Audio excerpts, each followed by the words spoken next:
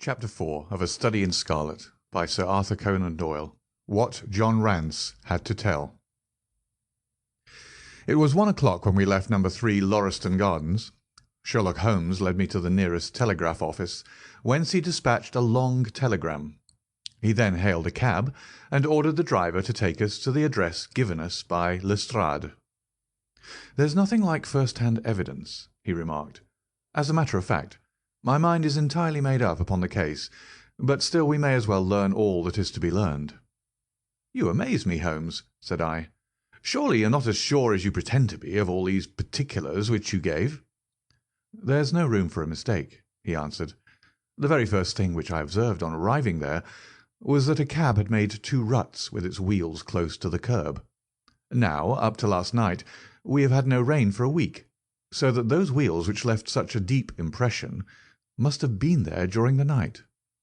There were the marks of the horse's hoofs, the outline of one which was far more clearly cut than that of the other 3, showing that there was a new shoe. Since the cab was there after the rain began, and was not there at any time during the morning, I have Gregson's word for that, it follows that it must have been there during the night, and therefore that it brought those 2 individuals to the house." "That seems simple enough," said I. "But how about the other man's height?" "Why, the height of a man, in 9 cases out of 10, can be told from the length of his stride. It is a simple calculation enough, though there is no use my boring you with figures. I had this fellow's stride both on the clay outside and on the dust within. Then I had a way of checking my calculation. When a man writes on a wall, his instinct leads him to write about the level of his own eyes. Now that writing was just over 6 feet from the ground. It was child's play." "And his age?" I asked. "Well, if a man can stride 4½ feet without the smallest effort, he can't be quite in the sere and yellow. That was the breadth of a puddle on the garden walk which he had evidently walked across. Patent leather boots had gone round and square toes had hopped over. There is no mystery about it at all. I am simply applying to ordinary life a few of those precepts of observation and deduction which I advocated in that article. Is there anything else that puzzles you?" "The fingernails and the trichinopoly," I suggested. "The writing on the wall was done with a man's forefinger dipped in blood. My glass allowed me to observe that the plaster was slightly scratched in doing it, which would not have been the case if the man's nail had been trimmed.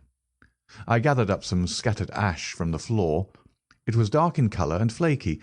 Such an ash is only made by a trichinopoly. I have made a special study of cigar ashes. In fact, I have written a monograph upon the subject. I flatter myself that I can distinguish at a glance the ash of any known brand, either of cigar or of tobacco. It is just in such details that the skilled detective differs from the Gregson and Lestrade type." "And the florid face?" I asked. "That was a more daring shot, though I have no doubt that I was right. You must not ask me that at the present state of the affair." I passed my hand over my brow. "My head is in a whirl," I remarked. "The more one thinks of it, the more mysterious it grows. How came these 2 men, if there were 2 men, into an empty house? What has become of the cabman who drove them? How could one man compel another to take poison? Where did the blood come from? What was the object of the murderer, since robbery had no part in it? How came the woman's ring there? Above all, why should the second man write up the German word Rache before decamping? I confess that I cannot see any possible way of reconciling all these facts." My companion smiled approvingly. "You sum up the difficulties of the situation succinctly and well," he said. "There is much that is still obscure, though I have quite made up my mind on the main facts. As to poor Lestrade's discovery, it was simply a blind intended to put the police upon a wrong track, by suggesting socialism and secret societies. It was not done by a German. The A, if you noticed, was printed somewhat after the German fashion. Now, a real German invariably prints in the Latin character, so that we may safely say that this was not written by one, but by a clumsy imitator who overdid his part. It was simply a ruse to divert inquiry into a wrong channel. I'm not going to tell you much more of the case, Doctor. You know, a conjurer gets no credit when once he has explained his trick, and if I show you too much of my method of working, you will come to the conclusion that I am a very ordinary individual after all." "I shall never do that," I answered. "You've brought detection as near an exact science as it ever will be brought in this world." My companion flushed up with pleasure at my words, and the earnest way in which I uttered them. I had already observed that he was as sensitive to flattery on the score of his art as any girl could be of her beauty. "I'll tell you one thing," he said. "Patent Leathers and Square Toes came in the same cab, and they walked down the pathway together, as friendly as possible, arm in arm in all probability. When they got inside they walked up and down the room, or rather, Patent Leathers stood still while Square Toes walked up and down. I could read all that in the dust, and I could read that as he walked he grew more and more excited. That is shown by the increased length of his strides. He was talking all the while, and working himself up, no doubt, into a fury. Then the tragedy occurred. I've told you all I know myself now, for the rest is mere surmise and conjecture. We have a good working basis, however, on which to start. We must hurry up, for I want to go to Halle's concert to hear Norman Neruda this afternoon." This conversation had occurred while our cab had been threading its way through a long succession of dingy streets and dreary byways. In the dingiest and dreariest of them, our driver suddenly came to a stand. "That's Audley Court in there," he said, pointing to a narrow slit in the line of dead-coloured brick. "You'll find me here when you come back." Audley Court was not an attractive locality. The narrow passage led us into a quadrangle paved with flags and lined by sordid dwellings. We picked our way among groups of dirty children and through lines of discoloured linen until we came to number 46, the door of which was decorated with a small slip of brass on which the name Rance was engraved. On inquiry we found that the constable was in bed, and we were shown into a little front parlour to await his coming. He appeared presently, looking a little irritable at being disturbed in his slumbers. "I made her my report at the office," he said. Holmes took a half-sovereign from his pocket and played with it pensively. "We thought that we should like to hear it all from your own lips," he said. "I shall be most happy to tell you anything I can," the constable answered, with his eyes upon the little golden disc. "Just let us hear it all in your own way, as it occurred." Rance sat down on the horsehair sofa and knitted his brows, as though determined not to omit anything in his narrative. "I'll tell it you from the beginning," he said. "My time is from 10 at night to 6 in the morning. At 11 there was a fight at the White Hart, but by that all was quiet enough on the beat. At 1 o'clock it began to rain, and I met Harry Murcher, him who has the Holland Grove beat, and we stood together at the corner of Henrietta Street a-talking. Presently, maybe about 2 or a little after, I thought we'd take a look around and see that all was right down the Brixton Road.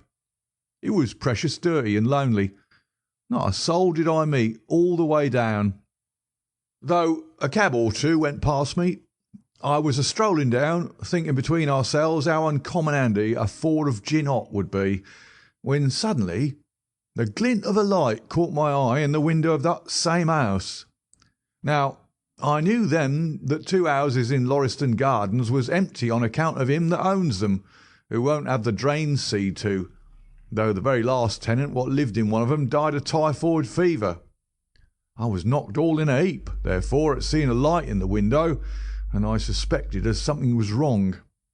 When I got to the door—" "You stopped, and then walked back to the garden gate," my companion interrupted. "What did you do that for?" Rance gave a violent jump and stared at Sherlock Holmes with the utmost amazement upon his features. "Why, that's true, sir," he said. "Now, how come you to know it?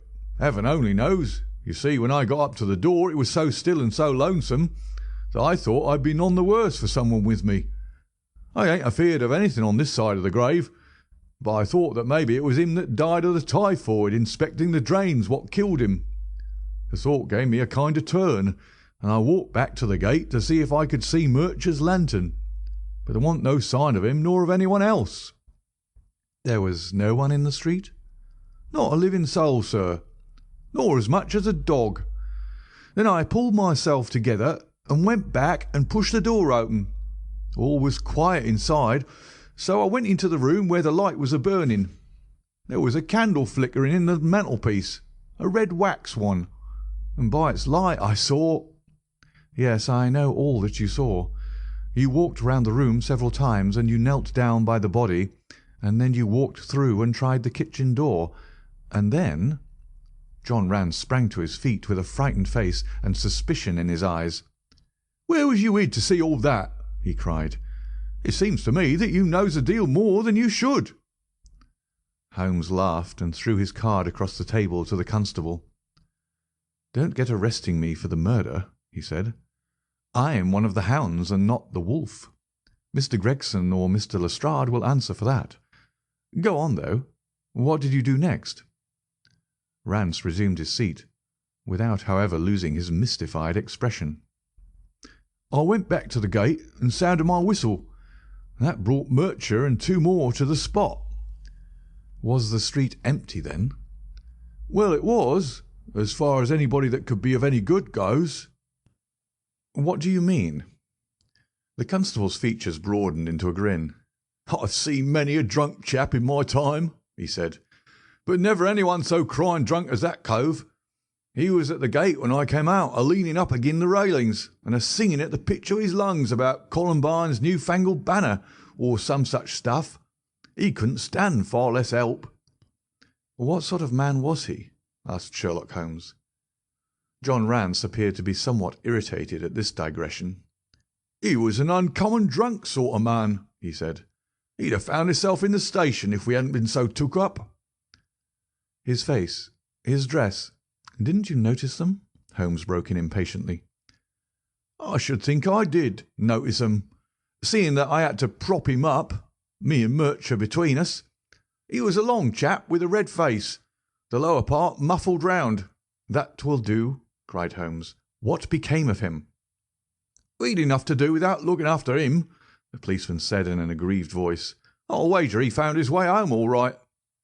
"How was he dressed?" "A brown overcoat." "Had he a whip in his hand?" "A whip? No." "He must have left it behind," muttered my companion. "You didn't happen to see or hear a cab after that?" "No." "There's a half-sovereign for you," my companion said, standing up and taking his hat. "I'm afraid, Rance, that you will never rise in the force. That head of yours should be for use as well as ornament. You might have gained your sergeant's stripes last night. The man whom you held in your hands is the man who holds the clue of this mystery and whom we are seeking. There is no use of arguing about it now. I'll tell you that it is so. Come along, Doctor." We started off for the cab together, leaving our informant incredulous, but obviously uncomfortable. "The blundering fool," Holmes said bitterly as we drove back to our lodgings. "Just to think of his having such an incomparable bit of good luck and not taking advantage of it. I'm rather in the dark still. It's true that the description of this man tallies with your idea of the second party in this mystery, but why should he come back to the house after leaving it? That is not the way of criminals. The ring, man, the ring. That was what he came back for. If we have no other way of catching him, we can always bait our line with the ring. I shall have him, Doctor. I'll lay you 2 to 1 that I have him. I must thank you for it all. I might not have gone but for you, and so have missed the finest study I have ever come across. A study in scarlet, eh? Why shouldn't we use a little art jargon? There's the scarlet thread of murder running through the colourless skein of life, and our duty is to unravel it, and isolate it, and expose every inch of it. And now for lunch, and then for Norman Neruda. Her attack and her bowing are splendid. What's that little thing of Chopin she plays so magnificently? Tra-la-la-lee-ra-la-lay," leaning back in the cab, This amateur bloodhound carolled away like a lark, while I meditated upon the many-sidedness of the human mind.